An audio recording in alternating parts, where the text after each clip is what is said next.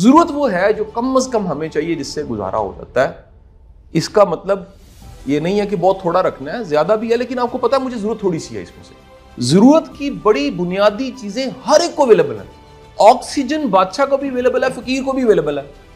सूरज की रोशनी ये नहीं हो सकता कि प्राइम मिनिस्टर हाउस पे जो पड़ी है वो जरा प्योर हालत की है और जो झुग्गी पे पड़ी है वो प्योर हालत की नहीं है। मेरा एक थीसिस है कि लालची और हरीस बंदा कभी खुशी को नहीं पा सकता। लालच तमा की वजह से जो पैसा आ रहा है ना उससे बरकत नहीं होती। जब इंसानों को, कुछ लोगों को, आपके इर्द गिर्द के लोगों को पता लग जाता है कि आप उन पे डिपेंडेंट हैं, वो आपको ब्लैकमेल करते हैं। इंसान बड़ा जालिम है। कभी हम ख्वाहिश के लिए तड़प रहे होते हैं, कभी ख्वाहिश पूरी होने के बाद उसे जान छुड़ाने के लिए तड़प रहे होते हैं। ऐसे ही। बिस्मिल्लाहिर्रहमानिर्रहीम, अस्सलाम वालेकुम। मैं उसामा तैयब और मेरे साथ जनाब सैयद कासिम अली शाह साहब। शाह साहब, बचपन में इतनी ज़्यादा दूर की बात भी नहीं है कि एक कमाने वाला होता था और उसके अंदर हम ये देखते थे कि पूरा घर माशाल्लाह बड़ा खुशहाल और बड़ा शांत। आज एक घर के अंदर हर शख्स कमा रहा है, परेशानी सी लग रही है। क्या ये ख्वाहिशात और ज़रूरियात को हमने मिक्स कर दी है आपस में, और इसमें फ़र्क क्या है? उसामा साहब, ये बड़ा एक संजीदा मौजू है और मैं ये कहूँगा ये आज का जिंदा मौजू है कि हमने अगर डिफ़ाइन करना है कि ख्वाहिशात कौन सी हैं और ज़रूरतें कौन सी हैं, तो ज़रूरियात और ख्वाहिशात में तमीज़ के बगैर आप एक अच्छी ज़िंदगी नहीं गुजार सकते। बिलखुसूस आज के ज़माने में जहाँ पर एक फ़ाइनेंशियल क्राइसिस भी चल रहा है और दुनिया में मुआशी मसाइल बहुत ज़्यादा हैं, हर बंदा इसको फेस कर रहा है। हम समझते हैं मजदूर फेस कर रहा है, जो कोई सेठ है वो भी फेस कर रहा है, क्योंकि उसकी एक्सपेंशन है, जितना फैलाव होता है उतना बड़ा चैलेंज होता है। अच्छा, अब मैं इस सारे मौजू पे डायरेक्ट जाने से पहले मैं कुछ 2-3 मोटी मोटी बातें आपको बताना चाहूँगा ताकि हमारा जो एक मौजू है वो वाज़िया बन जाए और उस पर हम बातचीत कर सकें। जी, सबसे पहले तो एक मैं कोटेशन सुनाना चाहूँगा जो मेरी पसंदीदा कोटेशन है और इसको मैंने बार बार ज़िंदगी में दोहराया। एक ऐसी कोटेशन है जिसको आप भी जब सुनेंगे और कहीं लिख लेंगे और बार बार दोहराएंगे तो खासकर उस वक्त में ये एक लेसन का, सबक आमोज बन जाएगी जब आप ज़रूरत और ख्वाहिश में फंसे हुए हैं और ज़रूरत और ख्वाहिशात में फंसे हुए तकलीफ का शिकार है, यानी इससे एक तकलीफ पैदा होती है। और ये कोटेशन जो है सोक्रेटिस की कोटेशन है। कोटेशन क्या है? सोक्रेटिस का, सुकरात का कहना यह है कि जो खुशी का राज है वो ज़्यादा पाने में नहीं है, जो कुछ है उसको एंजॉय करने में है। क्या बात है। यानी हम ख्वाहिशात का एक बड़ा एक जाल बुनते हैं, उसके अंदर फंस जाते हैं, वो पूरी भी हो जाती है, मुतमईन फिर भी नहीं होते, उसके बाद फिर नई ख्वाहिशें पैदा होती हैं। यानी एक वेब है, एक जैसे कह लीजिए जाला होता है, उसके अंदर हम फंस जाते हैं और नतीजा क्या होता है कि खुशी नहीं हमें मिलती। उसने कहा खुशी का राज सिंपल है, ख्वाहिशें पूरी करने में नहीं है, बहुत ज्यादा ख्वाहिशें होने में नहीं है, या बहुत ज्यादा ख्वाहिशें बनाने के बाद फिर उनकी तकमील में खुशी नहीं कहीं पड़ी हुई। खुशी पड़ी है कि जो जो कुछ आई जा रहा है या आ गया उसको आप कितना एंजॉय कर रहे हैं। यहां आप और आसान कर लें तो कम से कम के साथ आप कितना खुश हैं। यानी आपने तय कर दिया कि ये कम से कम है और इसके साथ मैं बड़ा राजी हूं, मैं बड़ा मुतमईन हूं। अगर आपने कम के साथ जीना सीख लिया है तो खुशी का राज आपने पा लिया। सोक्रेटिस की कोटेशन आ गई। दूसरी बात, मैं सारी जिंदगी इस बात को नहीं समझ पाया कि जो ना खुशी है, या हमने अगर ढूंढना है कि ये मेरी मोहताजी तो नहीं, एक नई टर्म भी साथ इसमें ऐड करते हैं, मोहताजी। सही, क्योंकि देखें कोई किराए पे रह रहा है, मैं मोहताज हूँ। कोई बंदा है जो उसे कह लीजिए थोड़ी बहुत हेल्प के जरिए अपना सिस्टम चला, मोहताजी है।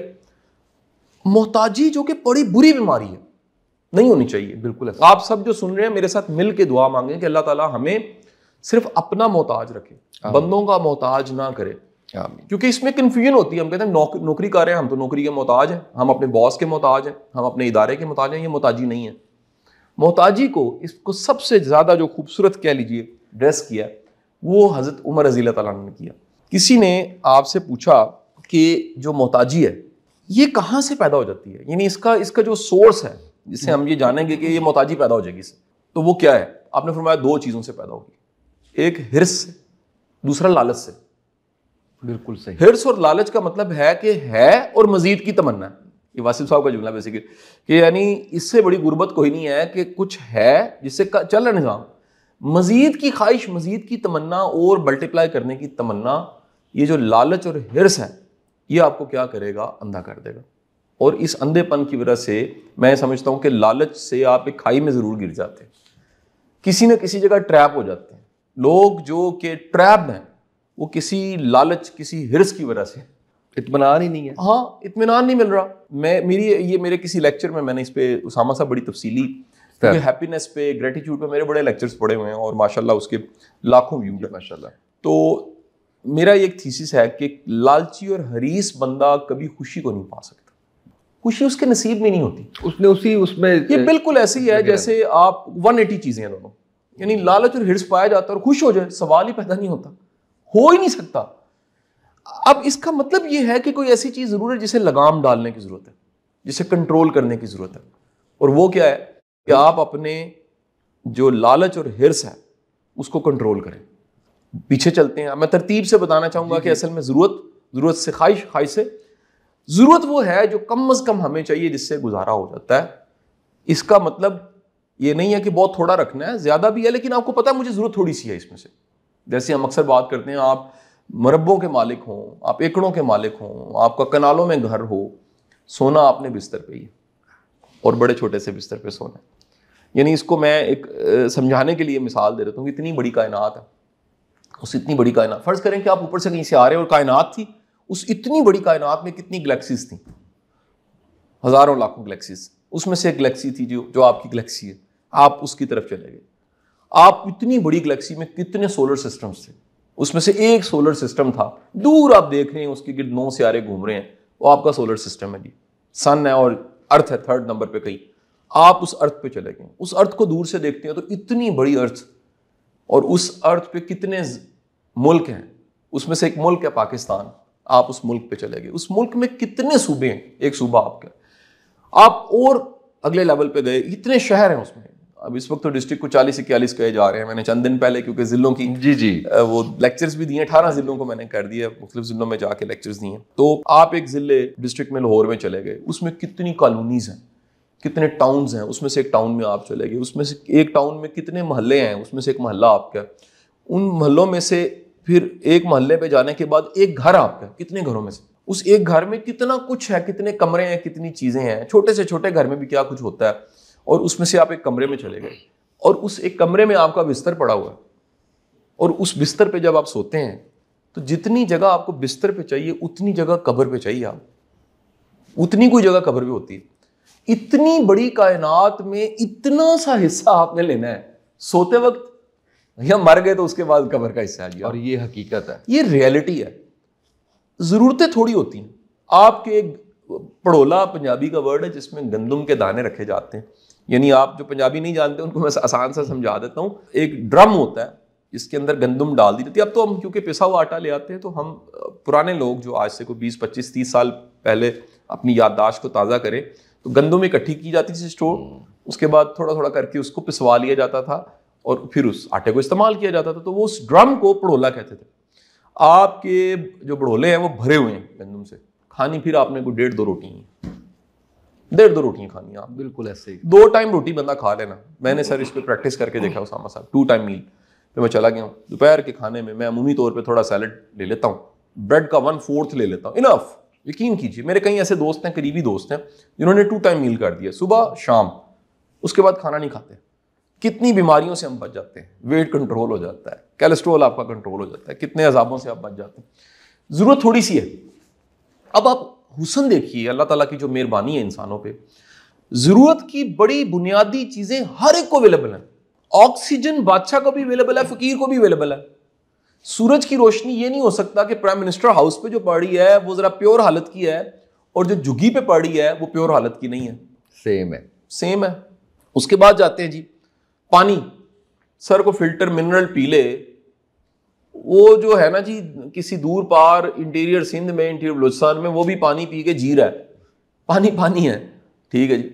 अब यानी बड़ी बेसिक जरूरतें। मैं अपनी जिंदगी में उसामा साहब इतना एक्सपोजर, इतना ट्रैवल है मेरा जी, इतनी दुनिया मैंने देखी है, मैंने किसी को भूखा सोते मैंने देखा नहीं है। सुना है, न्यूज में सुना है, खबरों में सुन लिया है, वीडियो में सुन लिया, डॉक्यूमेंट्रीज में सुन लिया, टीवी पे देख लिया होगा शायद। अपनी आंखों के सामने मैंने किसी को भूखा सोते नहीं देखा। एक ऐसा कुदरत का निजाम है, कितना बड़ा इकोसिस्टम चल रहा है। आप जरा अनाज की फरावानी देखिए कि दुनिया में ऐसे ममालिक हैं जहां पर अनाज इतना ज्यादा हो जाता है कि वो अनाज इंसानों के इस्तेमाल में आता है, वो वहाँ सिस्टम है, यहाँ सिस्टम नहीं। प्रॉब्लम ये हमारे मुल्क में सिस्टम नहीं, गंदों में पूरी नहीं होती, वो सिस्टम की खराबी है। अल्लाह की तरफ से कोई करम नवाजी में कमी नहीं है, बड़े करम है। दुनिया का हर फल, हर नेमत, हर अजनास, क्या चीज़ें इस मुल्क में नहीं है, सिस्टम खराब है। वापस आता हूँ, अजनास सिस्टम है, वहाँ पर इंसान खा लेते हैं, उसके बाद वहाँ से निकलता है जानवर खा लेते हैं, उसके बाद बचता है कैटल फीड बनाते हैं, फिश मील बनाते हैं, पोल्ट्री की इंडस्ट्री की फीड बन जाती है उससे, उसी अनाज से फिर बच जाता है। फिर क्या करते हैं उससे, आजकल बायोफ्यूल पे चले गए हैं, बायोफ्यूल बनने लग पड़ा है। यहां तक है, पिछले कुछ सालों की मैंने कहीं रिपोर्ट्स पढ़ी तो अमेरिका में गालिबन उन्होंने कितना जो था गंदम वो डंप की उन्होंने समुंदर में। मछलियां खा ले यार, समुंदर में फेंक दी, ज्यादा हो गई है, चीजें ज्यादा पड़ी हुई हैं। कई ऐसे ममालिक हैं जिसमें अनाज जरूरत से ज्यादा, हमारे मुल्क में ज्यादा, लेकिन संभाला नहीं जाता, सिस्टम नहीं है, माफियाज अपना काम करते रहते हैं। मैं वापस आऊंगा, यानी अल्लाह की तरफ से बुनियादी जो जरूरतें हैं ना वो पूरी हो रही। उसामा साहब, हमारे बड़े बूढ़े यकीन कीजिए पंखे के साथ बड़े खुश थे जब पंखा था, एसी था ही नहीं। कल की बातें सर, ये एयर कूलर हमारी आंखों के सामने आया। मैं वो नस्ल हूं जिसने आंखों के सामने देखा कि घर में एक एयर कूलर आ गया। मैं जर्नल बात करूं, एलीट हर दौर में थोड़ी सी ज्यादा बेहतर हालत में होती है, लेकिन मैं जर्नल बात कर रहा हूं आवाम की। पंखा इनफ, गर्मी है, कल भी हम पिछले दिनों में बात कर रहे थे, छत पे सो जाते थे, एक पंखा लगा होता था, सारे पड़े होते थे, एक एयर कूलर लगता था, सारे पड़े होते थे। और मुझे ज़माने तालिब इल्मी याद आता है यार, ये जून जुलाई की गर्मी में, मैं क्योंकि स्टूडेंट था और पढ़ता था, मैट्रिक एफएससी मैंने बड़ी मेहनत की, बस वही मेहनत की मैंने। अक्सर सोचता पढ़ाई में मेरी जो मेहनत है ना, वो जो लोग जानते हैं उनको पता है कि आप पूरी जिंदगी से मेहनत करते आ रहे हैं और आज भी कर रहे हैं। वो कह लीजिए कि जो मेहनत है, शदीद गर्मी में यकीन करें, एक लैंप लगा के, एक पंखा जिसमें से बाकायदा एक आवाज आती थी, एक रिदमिक आवाज थी, ठीक है ना जी, वो चल रहा होता था साइड पे पड़ा, और रात सारी पढ़ते रहना, मच्छर काट रहे हैं, कोई परवाह नहीं है, पढ़ाई हो रही है। यानी बड़ी बुनियादी ज़रूरतें जो हैं वो कुदरत आपको मुहैया करती है, और हम उससे, हमारे बड़े बूढ़े जी रहे हैं, सदियों से जी रहे हैं, हम भी जी सकते हैं। हुआ क्या, प्रॉब्लम क्या हुई है, ये ज़रूरतें जंप करके चली गई ख्वाहिशों की तरफ। यानी द वर्ड इज़ नीड, और नीड से जंप करके चली गई हैं चीज़ें ग्रीड की तरफ, नीड टू ग्रीड। अच्छा, जैसे नीड ग्रीड बनती है ना, प्रॉब्लम आ जाती है। हमारे माशरे का प्रॉब्लम ग्रीड है। मैं आपको ये अपना थीसिस में आपको वन लाइनर बता रहा हूँ, जिसपे मैं ये कंक्लूजन ऑफ मेरी पूरी टीचिंग प्रीचिंग की लाइफ का 24 साल का ये कंक्लूजन है।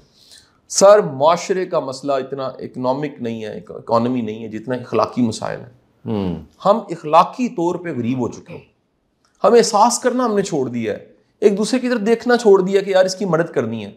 हसद बढ़ गया है, कीना बढ़ गया है, बुग़्ज़ बढ़ गया है, इखलाकी बुराइयां जो हैं वो इतनी बढ़ चुकी हैं, टो लगाना, इल्ज़ाम लगाना, झूठी खबर को प्रमोट करना, यानी हम सब उसका शिकार हैं। आप एक बात जहन में रख लीजिएगा, जिस डोमेन में आप जाने जाते हैं ना, उतनी डोमेन में आपको इस प्रोपेगेंडे का सामना। बिल्कुल ठीक, बिल्कुल। आपका फेम आपके दफ्तर तक है, वहां पर आपको कॉन्स्पिरेंसीज फेस करनी पड़ेंगी। आपका फेम जो है वो टाउन तक है, इलाके तक है, इलाके में आपके खिलाफ ऐसे लोग होंगे जो आपके खिलाफ कोई ना कोई इल्जाम लगाते रहेंगे, खबरें बनाते रहेंगे। आप जरा फेमस हो गए हैं, सेलिब्रिटी बन गए हैं, नेशनल सेलिब्रिटी हैं, यकीन कीजिए आपके खिलाफ अगर बात होगी तो वो उतने ही दायरे में आपके खिलाफ जो है वो एक कंपेन चल पड़ेगी। आप हैरान होंगे, यार ये सच नहीं है, आप कहते रह जाएंगे। लेकिन झूठ बोलने वालों, ये अखलाकी तौर पे देखें ना हाल क्या है, शर्म गुनाह कबीरा है, किसी पे बोहतान लगाना बढ़ चुका है हमारे माशरे में। अच्छा, अब ये नीड से ख्वाहिशात से फिर अगला लेवल है, ख्वाहिशात एक बेलगाम घोड़े की तरह चल रही हैं, और वो बन चुकी हैं हिर्स और लालच। बिल्कुल, उसमें मैंने बता दिया हज़रत उमर रज़ी अल्लाह तआला अन्हु की कि हिर्स, हरीस और लालची बंदा मोहताजी से आज़ाद नहीं हो सकता। हुज़ूर वाला, मैं आप सबको बताना चाहूँगा, मोहताजी अजाब है, ये बहुत बड़ा अजाब है।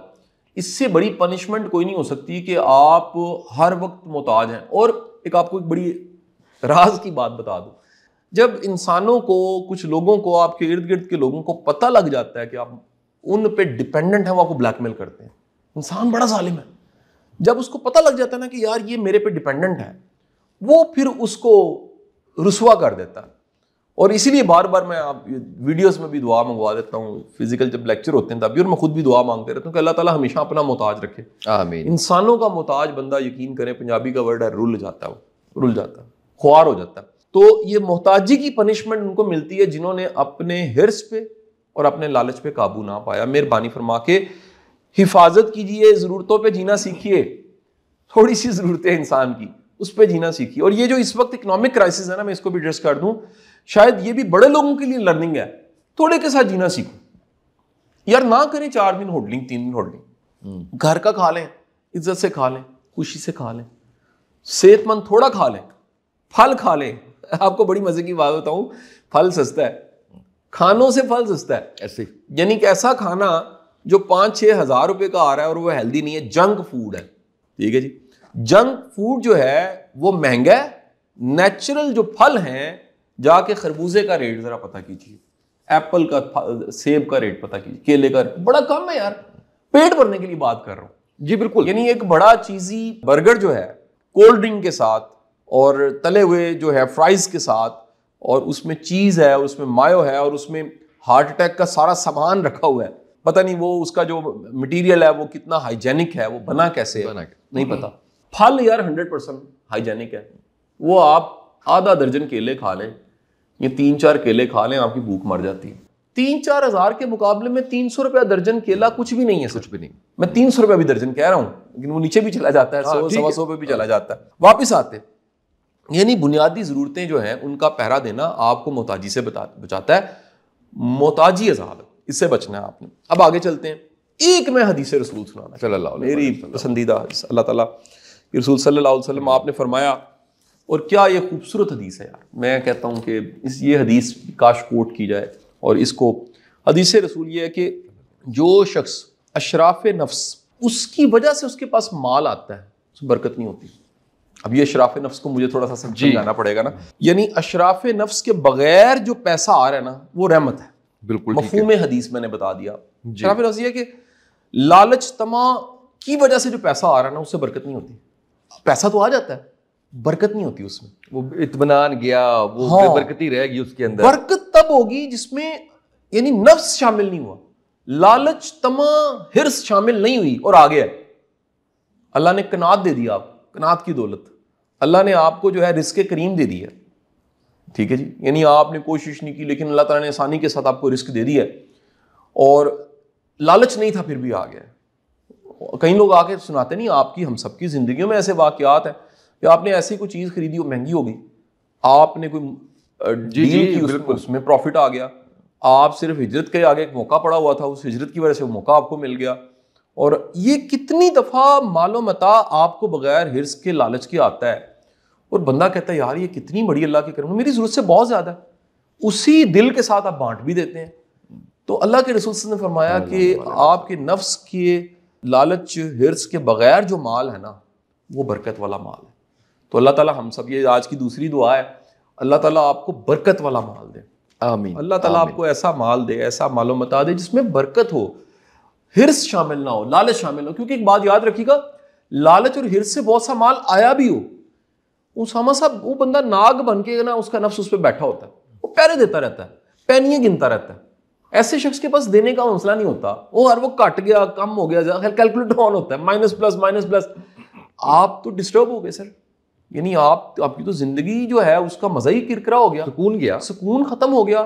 तो अल्लाह से दुआ मांगे कि अल्लाह ताला आपको दे तो दिल भी दे, साथ आमीन, माल दे तो दिल भी दे, और बरकत वाला दे। अच्छा, अब आ जाते हैं कि सर लालच बुरी बला बचपन से लिखते आए हैं, लेकिन हम उसका फलसफा नहीं समझते। The philosophy and psychology of greed, ये समझना बड़ा जरूरी है। अब करने वाले काम क्या हैं जिससे आप जरूरतों का पहरा दे सकते हैं जी, और ख्वाहिशों से और लालच से बच सकते हैं। करने वाले काम, और ये करने वाले काम आप आज से शुरू कर सकते हैं। जब भी आपको कभी जिंदगी में, हम सबको किसी ना किसी स्टेज पे जरूरत वर्सेस ख्वाहिशात, जरूरत वर्सेस नीड्स वर्सेस ग्रीड, लालच और हिर्स, इससे वास्ता पड़ता है। और हम यानी लोग, फिर मैं आपको कहूँगा, मेरा काम कोचिंग का, काउंसलिंग का, लोग मशवरा लेने आ जाते हैं, मैं लोगों को देखता हूँ, लोगों के प्रॉब्लम्स की वजह ग्रीड होती है। यानी वो अगेन जो वेब है उसका, ग्रीड का, उसमें फंसे होते हैं। और उसमें से तो जो बड़े उस्ताद और मुर्शद होते हैं ना, हमने जहनों में बिठा लिया पीर, उस्ताद, रहबर, मुर्शद वो ख्वाहिशें पूरी करने के लिए होते हैं। ना जी ना, कुछ उस्ताद, कुछ रहबर, कुछ पीर ख्वाहिश को ख़त्म करने के लिए होते हैं। वो कहते हैं यार छोड़ परे ख्वाहिश को, जान छुड़ा। ये प्रॉब्लम तेरी ख्वाहिश के साथ है। ख्वाहिश तुझे लिए बैठे हैं, ख्वाहिश तुझे मोहताजी दे रही है, ख्वाहिश तुझे मजबूर की है, ख्वाहिश तुझे ज़ईफ कर रही है, ख्वाहिश तुझे कमज़ोर बना रही है, ख्वाहिश तेरी असल जो मता है, तेरी अंदर की ताकत है उसको छीन रही है, ख्वाहिश तेरे ईमान को कमज़ोर कर रही है। वो क्या करते हैं, ख्वाहिश से जान छुड़ाते हैं। वो बिल्कुल ऐसे ही जैसे फ़र्ज़ कीजिए कि कोई मक्खी जो है वो फंसी हुई है किसी शीरे में, तो उसको आप निकालते हैं तो थोड़ी देर बाद वो अपने पर पुर झाड़ के पानी में तो वो उड़ जाती है। या परिंदा किसी धागे में, डोर में कहीं फंसा हुआ है और किसी ने रहम खा के, ऐसी वीडियोस हैं, उसको काट के वहां से निकाला है, उसकी वो जो साथ लगी हुई डोरें हैं, धागे हैं, वो खुलते हैं तो उसके बाद वो फ्लाई करने लग पड़ते। दोबारा से फ्लाइट जो है जिंदगी में तब मुमकिन है जब आप अपनी उन ख्वाहिशों के शीरे में से निकल के अपने पर झाड़ के दोबारा से जिंदगी की तरफ वापस जाते। करने वाले काम क्या जी? पहला काम क्या? खुद आगही, खुद को जाने। यार असल में मुझे जरूरत किस चीज की है? पहला काम यह है कि खुद को जाने, खुद को समझें, एक्चुअल देखें, रैशनल हो के बात करें। यार मुझे वाकई जरूरत है, क्या मुझे वाकई जरूरत है? ये हम सब, मैं खुद ये करता हूं, यार ये मेरी ख्वाहिश है, ये क्या मुझे वाकई जरूरत है? बाज़ औक़ात ख्वाहिश पूरी हो जाती है, अब जान छुड़ाना चाहते हैं। मैं कहता हूं ये भी एक टॉपिक है पूरा। कभी हम ख्वाहिश के लिए तड़प रहे होते हैं, कभी ख्वाहिश पूरी होने के बाद उसे जान छुड़ाने के लिए तड़प रहे होते हैं। ऐसे यानी मैं लोगों के पास मैरिज काउंसलिंग जब हम करते हैं ना, तो देखते हैं लोग कहते हैं यार मेरी इससे शादी नहीं हो रही, अब हो गई है 2 साल बाद आगे कहते सर जी जान नहीं छूट रही। वो बंदा जिसके बगैर नहीं रहा जाता था, अब वो दर्द सर बना हुआ। खुद आ गई। अपने आप के साथ बातचीत करके जरा सोचें कि यार मुझे असल में क्या चाहिए। खुद को समझें, अपने मिजाज को समझें, अपनी नफ्सियात को समझें। मसलन मैंने उसामा साहब, अल्लाह ताला ने मुझे देखें मौका दिया परफॉर्म करने का, डिलीवर करने का। मैं इस वक्त कई जगह पे सर्व कर रहा हूँ, आपके सामने फाउंडेशन को भी टाइम दे देता हूँ। पॉलिसी मैटर्स में वीडियो रिकॉर्डिंग की रोज़ की हमारी कोई आ जाती है, लेक्चर्स भी यहाँ पर, इतने इवेंट्स, फाउंडेशन बहुत से काम कर रही है, फ्री ऑफ कॉस्ट काम कर रही है, स्कॉलरशिप्स दे रही है। अलहमरा एक रोल है, बोर्ड का मैं चेयरमैन हूँ अलहमरा का, लाहौर आर्ट काउंसिल का। हैज़ल मोबाइल्स को मैं टाइम दे देता हूँ एडवाइज़र के तौर पे, चेयरमैन के तौर पे। मैं आपको एक बड़ी पक्की बात आपको बता रहा हूँ सर, ओहदा, ताकत और इख्तियार बंदे को कमज़ोर करता। ये मेरी लर्निंग है, शायद हमने पढ़ा था, शायद सुना था। बाज़ चीज़ों को एक्सपीरियंस करके आप ये जानते हैं कि यार ये कमज़ोरी पैदा कर देता है। तो आप फिर एक नए कॉन्सेप्ट की तरफ जाते हैं जिसे दुनिया में मिनिमलिज्म कहा जा रहा है। मिनिमम से निकले, मिनिमलिज्म, बड़े कम के साथ जीना, बड़े कम के साथ। मसलन मेरे सुनने वाले, देखने वाले, जानने वाले, मोहब्बत करने वाले इस बात को एंजॉय करेंगे और कुछ जानते भी होंगे कि मेरे जो ड्रेस डिज़ाइनर है वो भी ज़िंदगी में साथ रहे हैं सर। हमने ये भी चाह पूरे करके देखे हैं। ऐसे ऐसे काबिल लोग, हामिद सईद साहब जैसे, जिन्होंने ड्रेस स्केच करके दिया, यार ये पहनना है। आखिरकार मैं इस नतीजे पे पहुंचा हूं। पता नहीं, अब ये दरवेशी का कोई दावा नहीं है, अल्लाह ताला बस हमें खैर के रास्ते पे चलाई जाए। यार बड़े थोड़े से कपड़े चाहिए, भरी अलमारी में से कोई 3-4 सूट चाहिए, बड़ी अच्छी जिंदगी गुजर सकती है। दर्जन जूतियों में से कोई 2-1 जूतियों के जोड़े होते हैं, बड़े यकीन करें अच्छी जिंदगी गुजर जाती है। पूरे बूफे में से कोई 1 डिश होती है जिसको आपने खाना होता है। इतने भरे मेले में से कोई 2 सज्जन चाहिए, 2 दोस्त चाहिए। वाह, ठीक है जी। तिजोरी में जितने मर्जी पैसे पड़े हों, जेब में यार थोड़े से पैसे चाहिए, दिन बड़ा अच्छा गुजर जाता है, जिंदगी बड़ी अच्छी गुजर जाती है। सो दूसरा काम, ये तरजीहात का तयन कीजिए, सेट द प्रायोरिटीज। बिल्कुल सही। यार एक्चुअल नंबर 1 मेरी जिंदगी में इंपॉर्टेंट क्या है, नंबर 2 क्या है, नंबर 3 क्या है। जिन्होंने तरजीहात का तयन किया होता है उनके लिए अपनी ज़रूरतों को कंट्रोल करना, अपनी ख्वाहिशात पे काबू पाना उनके लिए आसान होता है। तीसरी चीज़ जो है, इसको हम कहते हैं कि अपने ख्यालात, अपने जज्बात के बारे में आगही, पैरा देना, सुपरवाइज करना, मॉनिटर करना। किस चीज़ को? अपने ख्यालात। देखिए टेम्पटेशन पैदा होती है, वर्ड इज टेम्पटेशन जी। आपने इश्तिहार देखा, ख्वाहिश पैदा होगी। आपने कुछ देखा तो ख्वाहिश पैदा होगी। किसी ने आप दुनियादार के पास बैठेंगे जी इतने करोड़ चला गया, इतने आ गया, ख्वाहिश पैदा होगी। स्टोर में जाके देखा सर, वहां पे आप अपनी ख्वाहिश पीछे जाते हैं, पीछे जाके आप देखते हैं यार ये ख्वाहिश एक कहाँ से ख्याल आया। ख्यालों का कभी कभी पहरा दें, पहरेदार बने अपने ख्यालों के, अपने जज्बात के। क्योंकि देखें ख्याल को पानी मिलेगा, पावर मिलेगी, वो पौधा बनेगा, दरख्त बनेगा और फिर वो आपको कंट्रोल करेगा। खरीदें, लें। कमाल ये कि टाइम पे पहरा देके उसको पकड़ लें आप। फिर जो है ना जी, किसी भी चीज़ का सामने आना अचानक से, और उसकी ख्वाहिश पैदा होना और तस्कीन का उसके साथ जुड़ जाना, ये बड़ा कॉमन है। आप इंस्टेंट कभी भी इंस्पायर ना हो, एकदम से किसी भी चीज की तरफ रागिब ना हो। सबर सबर सबर सबर सबर 103 बार हुक्म है सबर का, क्यों है? वो एकदम रागिब ना हो जो। यानी सबर इतना बड़ा मजमून है जिसको आप कॉन्फ्लिक्ट मैनेजमेंट पे लगा लें, क्राइसिस मैनेजमेंट पे लगा लें, और आज हम किस पे लगा रहे हैं? ख्वाहिशों को कंट्रोल कैसे करना है, उस पर भी सबर लग जाता है। सबर, एकदम से किसी ख्वाहिश का पैदा होना, बस ख्याल है चल पड़े, नहीं, रुकें, सोचें, समझें। बेदारी की हालत, जो वर्ड है, बेदार कौन है? जो होशो हवास में सोचता है यार ये मैं किस तरफ चल पड़ा हूं, ये मैं किधर जा रहा हूं, ये मेरी मंजिल भी है कि नहीं है। जैसे स्टीफन आर कुवे ने कहा कि आज कदम रखा है तो उसका एंड भी देखो। दीन ने कहा कि तुम्हारा हर कदम आखिरत की तरफ जा रहा है, जाना है दुनिया से। जब जाना है तो फिर तुम क्या कर रहे हो? आज के दिन में उस जाने की कौन सी किस्त है जिसको तुमने आज अदा किया? अपने ख्यालात का एहतसाब भी खुद करें। 100%। मैं कहता हूं एहतसाब होता ही ख्यालात से शुरू है। जो दरवेश और फकीर है वो ख्यालात से एहतसाब को शुरू करता है, वो तो बाद का दर्जा अमल बड़ा आगे जाके पड़ा हुआ है। पहले तो आप अंदर के पहरेदार होते हैं। अच्छा, उसके बाद आ जाता है सर जी जो कुछ है उसे काउंट करें, शुक्र अदा करना शुरू करें। वाह, आपको दौलत महसूस होगी, बड़ी अल्लाह की नेमत है। अपने एक एक लम्हे को, एक चाय की प्याली को भी, अपनी फैमिली को भी, सांस ले रहे हैं, सेहत, चलते फिरते। मैं तो कहता हूं कि शुक्र एक ऐसा मौजू और मजमून है जो आपको मोटिवेट कर देता है। असल मोटिवेशन शुक्र से आती है आपको। अल्लाह की कैसी कैसी करम नवाजी है, कैसे कैसे फजल, और किस किस के दिल में अल्लाह ताला ने आपके लिए मोहब्बत डाली हुई है, और अल्लाह ताला फजल करता जा रहा है और आपकी जिंदगी चलती जा रही है। हर दरवाजा बंद होने के बाद एक दरवाजा खुल जाता है और रास्ता निकल आता है। ये कितनी बड़ी अल्लाह की करम नवाजी है, अल्लाह मेहरबानी कर देता है। बेशक। अच्छा, उसके बाद अपनी लिमिट्स को डिफाइन करें, डिफाइन करके अनाउंस कर दें यार ये मेरी लिमिट्स है, आई एम सॉरी, इससे आगे मैं नहीं जाता। ठीक है जी, मतलब आप उसको कह लें कि दीन की जुबान में मुझे खौफ खुदा है, आई एम सॉरी, मैं इससे आगे नहीं जा सकता। और वक्त के साथ साथ मिच्योर होना चाहिए, बंदे को ठीक करना चाहिए अपना, लिमिट्स को डिफाइन करें।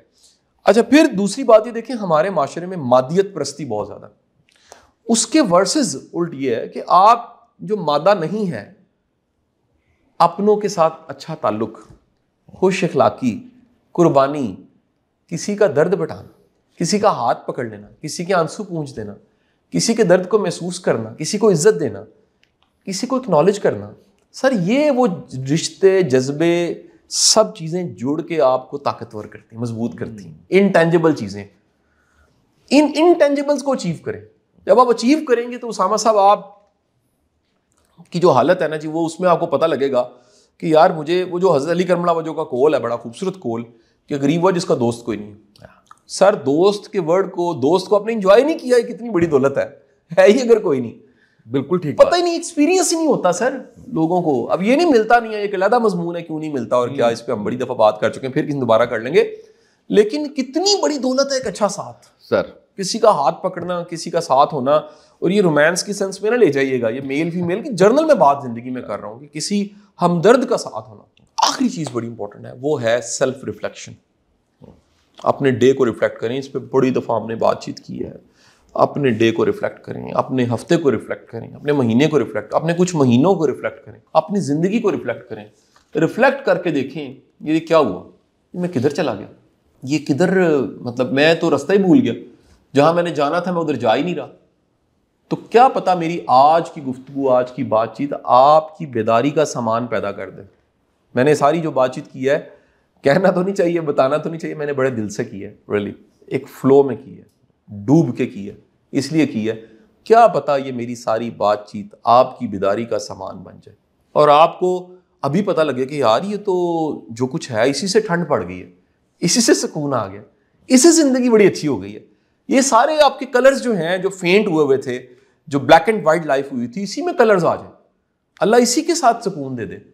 और जो चैलेंज है आपके, अल्लाह ताला उनको भी, मुश्किलों को भी आसान करे और आपको कम के साथ जीना, ये नबियों का, वलियों का, बड़े लोगों का शेवा है। अल्लाह ताला आपको कम के साथ जीने की तौफीक अता फरमाए, खुशियाँ दे, इत्मीनान दे। इत्मीनान बड़ी दौलत है, माल बड़ी दौलत नहीं है, वो सा माल बड़ी दौलत नहीं है। ज़रूरत की चीज़ें अगर पूरी हो रही हैं और खुशी के साथ अच्छी ज़िंदगी गुजरी है, अल्हम्दुलिल्लाह रब्बिल आलमीन। बहुत शुक्रिया शाह साहब। और जिस तरीके से आपने आज का ये मौजू बयान किया है, और सबसे पहले ये मौजू चूज़ करना कि इस वक्त सबसे ज़्यादा ज़रूरत इसी मौजू की थी कि हम सब परेशान होते हैं इस बात की, महंगाई बड़ी हो गई, अफोर्ड नहीं हो रहा, क्या करें, इनकम कैसे बढ़े। तो उस सारे के लिए एक सोल्यूशन दे दिया, उसको बयान कर दिया मज़हब की रोशनी में, सोसाइटी की रोशनी में, और फिर जो 8 निकात आज जो है वो आपके सामने रखे हैं वो बड़े शानदार हैं। और मैं ये समझता हूँ कि मैं जब शाह साहब आपकी गुफ्तगू सुन भी रहा था तो मैं उसको थॉट्स चलती रहती हैं, मैं इम्प्लीमेंट भी कर रहा था। मैं सोच रहा था मेरी ख्वाहिशात भी बहुत सी ऐसी हैं जिनको मैंने अभी दबा दिया ये सुनते हुए कि ज़रूरत नहीं है, ख्वाहिश है।